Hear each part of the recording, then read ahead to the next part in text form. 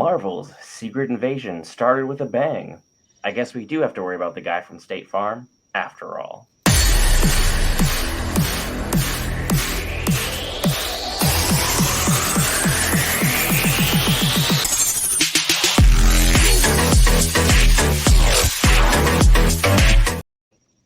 Hey you guys, right here for Geek Variants, back for another exciting episode with the man, the myth, the Marvel, the man whose opinion you care about when we talk about the red logo that has defined Disney's blockbusters of late, Marvel.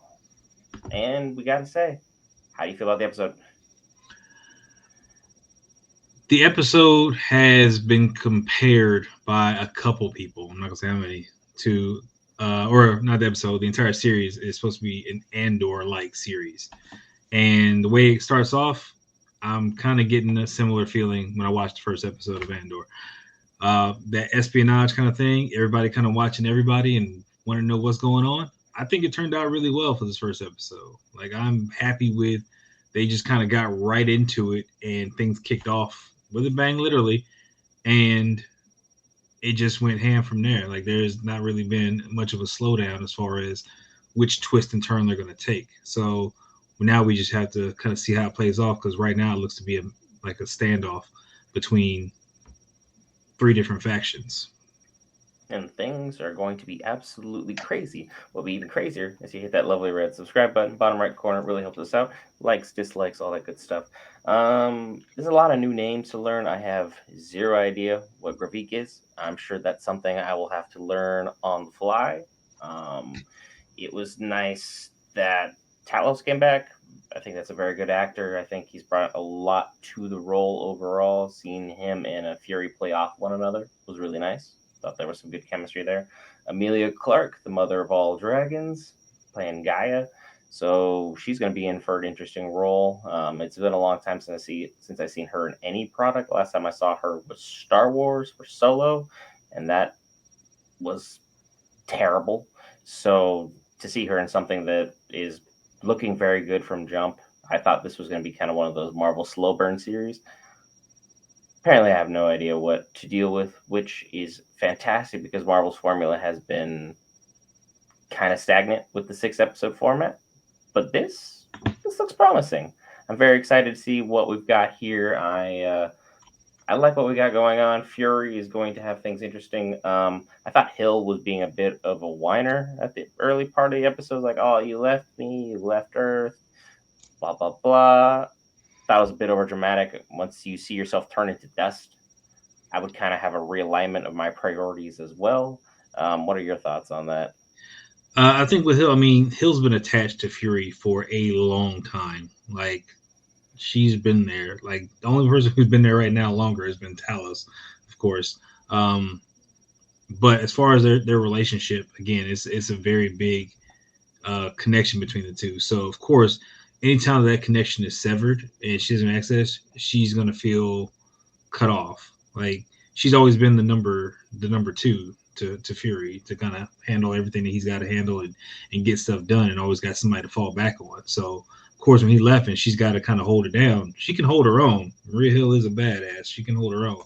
But you know, when somebody you care about up and disappears, and you're used to them constantly coming back and not staying dead, and they just go away, yeah, it's gonna wreak havoc on her. Because and think about it, if the snap changed him, why wouldn't it change her?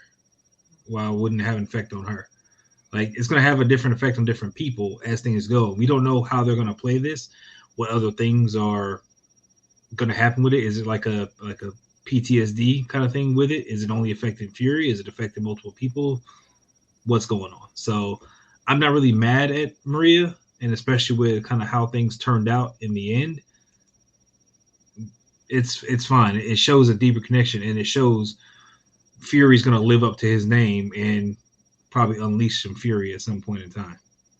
All puns. We love them all dearly. But never say never with Marvel. I mean, we saw Fury get shot by Winter Soldier and literally just kept on trucking like nothing happened.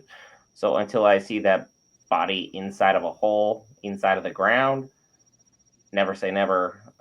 She could be fine for all we know. But this, universe and the way everything's been playing out. The technology has clearly advanced because Gravik was using some stuff we have not seen on screen before, and that is going to be interesting to see how it all plays out, figure out what their grand plan for everything is. I'm very excited to watch all this unfold.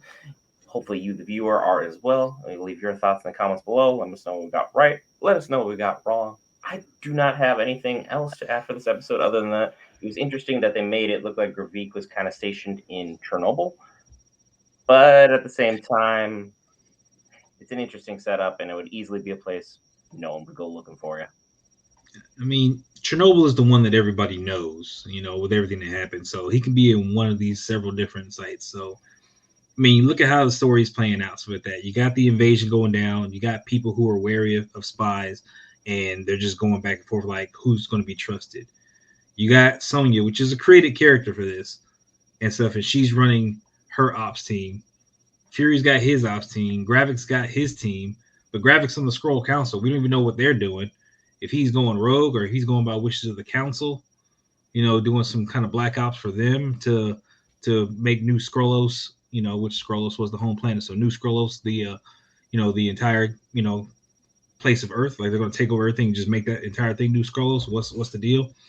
There's at least 500 people there. 100 of them are combatants. There's a lot of stuff going on. Freaking Talos' wife is gone. Like she died at some point in time. Soren died. Apparently she was killed by Gravik, so that's a big thing to hang on to.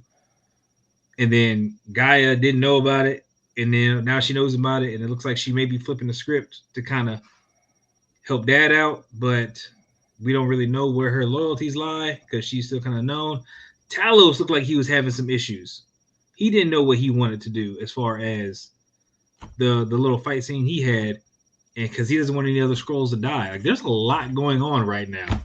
So yeah, there's a lot to dissect.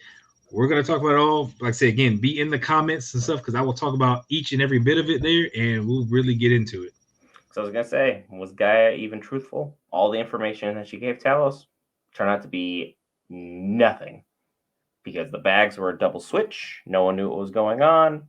And ultimately, things just took a left turn.